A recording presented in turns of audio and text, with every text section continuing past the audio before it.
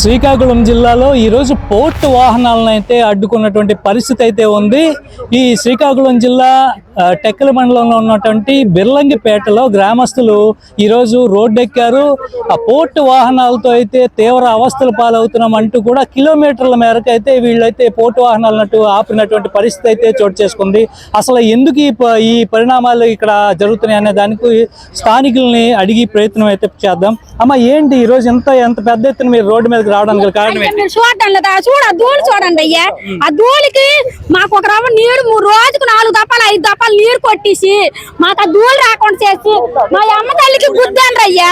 ఈవేళ అమ్మ తల్లికి గుద్దినారు, రేపు పొద్దున ప్రజలకైనా గుద్దేస్తారు. వెళ్ళిన వాహనాలు స్పీడ్ మీద వెళ్తాయి, పక్కన పిల్లల ఆటోలు వెళ్తాయి. వాళ్ళ ఆటోలు కూడా తప్పుకునే పరిస్థితి కూడా ఉండాలి కదయ్యా మాకు. అలాంటి రోడ్డు మాకు ఒక పరిష్కారం అవ్వాలా, మాకు ఈ ధూళి రాకుండా చెయ్యాలి. మా అమ్మ తల్లికి ఆ గుడి ఒక ఉన్నం చెయ్యాలయ్యా. మాకు మీ మేట లారీలు కాపాలని రోడ్డు ఎక్కలేదయ్యా. వాళ్ళ పని వాళ్ళు చేసుకొని మాకు న్యాయం జరగాలి అంతే. న్యాయం కావాలంటే ఎటువంటి న్యాయం చేయాలి మీకు?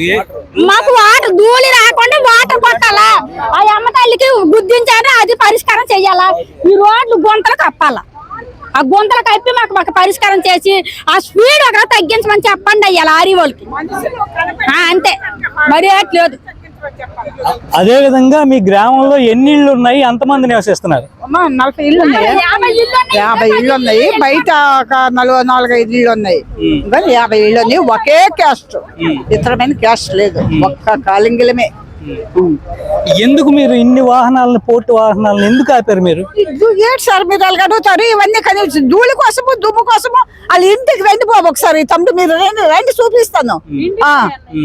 ఇల్లు నిండిపోయి లోపల డోర్ తీసి లోపలికి వెళ్ళాలంటే అంత భయం వేస్తుందయ్యా మాకు.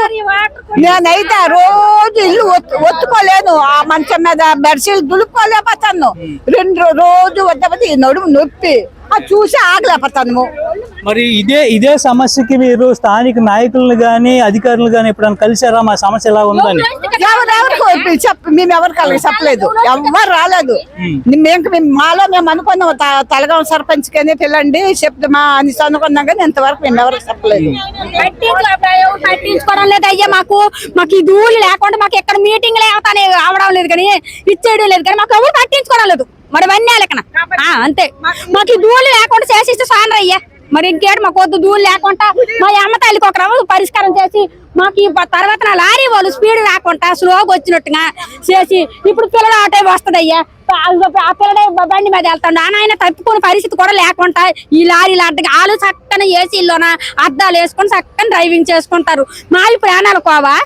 ఈవేళ గుడి అయ్యింది, రేపు పొద్దున మనుషులు అవుతారయ్యా. ఆ చిన్న పిల్లలు ఇప్పుడు ఒక తెల్లారి ఒక మనిషికి చంపిస్తుందిరా, ఎలాగంతవా ఆయనకి కొంచెం వినమడదు అని ఆయన వెళ్ళిపోతాడు.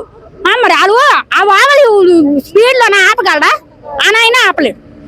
గుద్దిస్తే పరిష్కారం ఎవరు చేస్తారు మాకు? ఆ పిల్లల గుడి అయింది, రేపు పొద్దున మనుషులు అవుతారు. మాకు ఈ ధూళి, ఆ రోడ్డు, ఆ గుడి మాకు పరిష్కారం చేసి న్యాయం జరగాల అంతే.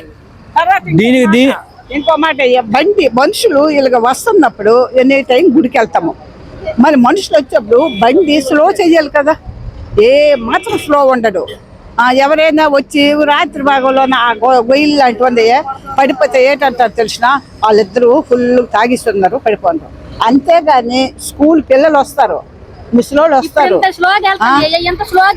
వాళ్ళందరూ వాళ్ళు ఎలాగవుతారు. సైకిళ్ళు వస్తాయి, బళ్ళు వస్తాయి, డబ్బలు వస్తారు. అలాంటప్పుడు మాకు ప్రమాదమే కదా ఈ రోడ్లోన. ఎన్ని యాక్సిడెంట్లు జరిగినాయి తెలుసా బాబు, ఎన్ని యాక్సిడెంట్లు జరిగినాయి. కానీ మరి ఎవరికి చెప్పుకుంటాము? చెప్పుకోవడానికి మరి లేక మొన్న ఒకసారి, ఈ రోజు ఒకసారి ఎలాగేమో బయటకు వచ్చావు. అలాగే దీనికి సంబంధించి ఇంకొంత సమాచారం తెలుసుకునేందుకు యువత కూడా ఉన్నారు. ఏంటి మీ గ్రామం తాలూకు పరిస్థితి ఏంటి? వాళ్ళు ఎందుకు ఇక్కడ పెద్ద ఎత్తున సమీకరించారు మీరు? అదే రోడ్డు వాటరింగ్ చేయట్లేదు సార్.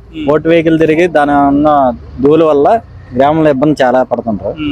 అలాగే గుడి, ఇక్కడ అమ్మవారి గుడి ఉంది, దాన్ని కూడా గుద్దేశారు. ఒక 15 రోజులు అవుతుంది ఈ జరిగి. ఆల్రెడీ వాళ్ళకి కంప్లైంట్ చేసాం, కానీ ఇంతవరకు కూడా రెస్పాండ్ అవ్వలేదు అన్నమాట. అలాగే రోడ్లు కూడా బాగాలేదు. రోడ్లు కూడా బాగుంటే వెహికల్ కూడా చిన్నపిల్లల వెహికల్, నెక్స్ట్ స్కూల్ పిల్లలకి వెహికల్ వెళ్తున్నాయి కదా, దానివల్ల కొంచెం ఇబ్బంది పడుతుంటారు. దానికోసమే వెహికల్స్ ఆపాం. పైనుంచి వచ్చారు కానీ అంటే ఇలా మాట్లాడే లోపల వెళ్ళిపోయారు. ఫోన్లు ఎవరు లిఫ్ట్ చేయట్లేదు. ఇక్కడ అయితే దీనికి సంబంధించి ఆల్రెడీ ఇక్కడ ఎస్ఐ గారు వచ్చారు, ఏఎస్ఐ గారు వచ్చారు, వాళ్ళకి కూడా చెప్పాం. కానీ అంటే ఆల్రెడీ ఇంతకు ముందు 2 times ఇలాగే జరిగింది. సిఐ గారు కంప్లైంట్ చేశాం కానీ ఇప్పటికీ రెస్పాండ్ అవ్వట్లేదు ఎవరు కూడా. అంటే మరి ఎందుకు రెస్పాండ్ అవ్వట్లేదో కూడా తెలియదు మాకు. ఇలా అయితే మరి మళ్ళీ వెహికల్స్ ఆపాల్సి ఉంటుంది. సరే ఎస్ఐ గారు చెప్పారు, సిఐ గారితో మాట్లాడి పోర్టు యాజమాన్యంతో మాట్లాడి అదే దీన్ని క్లియర్ చేస్తామని చెప్పారు. అయితే అయ్యా మీకు ఎప్పటి నుంచి ఈ ప్రాబ్లం ఉంది? ఎప్పుడన్నా అధికారులు కానీ మీ నాయకులు కానీ కలిసారా? మీ ప్రాబ్లం చెప్పారా? మేము నెల 15 రోజులు అయింది ఇక్కడ కోవిల్ గుద్దిన తర్వాత ఒకసారి ఆపాం. కానీ రెండో రోజు వచ్చి రేపు పని అయిపోద్ది అని చెప్పేసి ఆ యాజమాన్యం వచ్చి చెప్పడం జరిగింది. ఈ వేళకి రెస్పాండ్ లేదు. తర్వాత నెక్స్ట్ ఇప్పుడు ఈ రోడ్డు ఉందా, వీళ్ళు 2 గంటలు ప్రతి 2 గంటలకు ఒకసారి వాటర్ కొడితే మాకు డస్ట్ అనేది రాదు. మేము వెళ్ళాలంటే ఉండలేకపోతున్నాము. ఈ డస్ట్ ఇదైన తర్వాత ఎలా ఉంటుంది మనిషికి? అంతే మాకు నాశనం చేయడానికి ఈ ప్రభుత్వం ఇదయిందా, ఆ ప్రభుత్వం ఇదయిందా ఏటో అనేది మనం చెప్పం. ఇక్కడికి వచ్చిన మనిషి బండి తిప్పుకొని వెళ్ళిపోండ్రు. ఆపోతే అక్కడ మాట ఇచ్చిన మనిషి కోవిల గురించి అడిగితే ఆ మనిషి ఈ పొద్దు ఆపోండ్రు అని చెప్పేసి ఇదిగో ఇక్కడ నుంచే మళ్ళీ తిప్పుకొని వెళ్ళిపోండ్రు. ఎవరు అతను? ఆయన బొలోరా, వైట్ బొలోరా ఫుల్ ఉంటుంది, ఈ వెనక డొక్కు కాదు. అక్కడి నుంచి వెళ్ళిపోండ్రు. తర్వాత ఒక ఆయన వచ్చినారు, ఆ నెంబరు వేరే దగ్గర తీసుకున్నాము, మాట్లాడిన తర్వాత ఇంకొక 2 వచ్చినారు. వచ్చి ఇలాగ మాట్లాడుకొని వెళ్ళి మాకు ఇక్కడ మేము ఇక్కడే ఉన్నాము.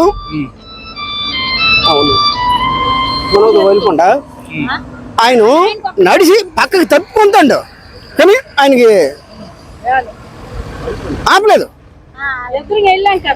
అలాగే వెళ్ళి అలాగా చీలు ఎక్కిపోయి అలాగ వెళ్ళిపోంటారు. సుమారు రోజుకి ఎన్ని వాహనాలు వెళ్తూ ఉంటాయి, వస్తూ ఉంటాయి? ఎన్ని బళ్ళు అంతా గవర్నమెంట్ ఎన్ని బళ్ళు పెట్టాయో అన్ని బళ్ళు కూడా ఏ కొండలో ఉండే బళ్ళు కూడా ఇప్పుడు సంత బొమ్మల్లో తిరిగి విన్నాను. సంత బొమ్మల్లో అయినా కూడా క్యాన్సిల్ చేశారు. మొత్తం ఎక్కడెక్కడ పెట్టారో లోడింగ్ పాయింట్లు అన్ని బళ్ళు ఇదే రోడ్ పాయింట్ లో వస్తున్నాయి. లెక్క ఎంత మేము ఇటు కూర్చొని లెక్కట్లేం కదా, కొన్ని 100 బళ్ళు వస్తున్నాయి. ఆ 100 బళ్ళలో కూడా ఎవరైనా పోనీ ఒక 2 wheeler వెహికల్ వస్తుంది, ధూళి రేగుతుంది, ఆపినారా? ఆపరు, అలాగే వెళ్ళిపోతుంటారు. అదే విధంగా మా బాధ ఏంటంటే ఇప్పుడు వ్యవసాయం వేసాం, పోతుంది వ్యవసాయం. కనీసం మనుషులు కోతలకు దిగారు కదా, మరి డిపార్ట్మెంట్కి తెలదా? ధూళి రేగుతుంది, పెదలు కోస్తారు, వాళ్ళకి పొద్దు కల్లా ఉంటారా లేదా పొలాన్న ఉండేటప్పుడు మరి వాటర్ కొట్టి ఇచ్చేయాలా? మరి ఈ ధూళి ఎవరి మీదకి వెళ్తుంది? ఎవరు పేరుస్తారు గాలి? ఆరోగ్యం ఏటవుతుంది? అది ఆలోచిస్తారా డిపార్ట్మెంట్? అంతే, ఎవరి స్వార్థం వాళ్ళు చూసుకుంటారు. కాంట్రాక్ట్కి ఏటి కావాలా? నా బండి తిరిగితే నాకు రూపాయి వస్తుందని చూస్తాడు, కానీ ఇతను పెదలు పోనీ ఆయనకి అనవసరం. ఒక్క రోడ్డు ఈ గుమ్ములు ఇన్ని గుమ్ములు అవుతాయి. ఏం చేస్తానరా? ఫుల్గా ఏమైనా బాగా బండి వాలిపోతుందంటే అప్పుడు వేస్తాను. ఇప్పుడు 2 wheeler రోడ్ వెళ్తుండ్రు, ఒక ముసలాడు బండి తోలుకుని వెళ్తాడు, ఈ వెహికల్ ఆపుతానరా? ఆపరు. ఆడ ఆపుతానంటే కాల్ జారుతుంది, పడతాడు, అప్పుడు పరిస్థితి ఏంటి? అవి ఎవరు ఆలోచించట్లేదు. మాకు ఏంటంటే ఈ వ్యవసాయం పోతుంది, ఊర్లోనే కూడా పెదలు నాశనం అయిపోతాను. ఒక్కొక్క లేట్ అవుతానండి. ఇప్పుడు మీరు ఊర్లోనికి పదండి, ఒక ఊర్లోనికి వెళ్ళి చూడండి, ప్రతి ఒక్క ఇంట్లోనూ కూడా 4 శాట్లు మనిషి ఏరుతుంది పొద్దు ఇంటికి.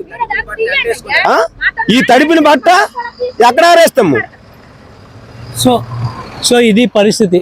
తాజాగా చూసుకుంటే కనుక బిర్లంగిపేటలో అయితే పోర్టు వాహనాలు అయితే అస్తవ్యస్తంగా తిరుగుతూ ఉన్నాయి. ఈ అస్తవ్యస్తమైనటువంటి రాకపోకలతో అయితే వీళ్ళకి అంటే ఊపిరితిత్తుల జబ్బులు అలాంటివి వ్యాప్తి చెందుతున్నాయంటూ కూడా వీళ్ళు ఆరోపిస్తున్నారు. అదేవిధంగా 50 ఇళ్ళు ఉన్నాయి. 50 ఇంట్లోనూ కూడా సుమారు రోజుకి ఒక 5 చాట్ల మట్టి అంటూ వస్తుంది. కనీసం బట్టలు కూడా ఆరేసుకోలేని పరిస్థితి. కనీసం తిందామంటే తిండిలో కూడా ఈ దుమ్ము అనేది వ్యాప్తి చెందుతుంది. అట్లాగే ఇది కోతల సీజన్ కావడంతో కూడా రోడ్డు పక్కనే ఉన్నటువంటి వరి చేను కోసేందుకు కూడా కనీసం గ్యాప్ ఇవ్వకుండా ఈ వాహనాలు వెళ్తూ ఉన్నాయి.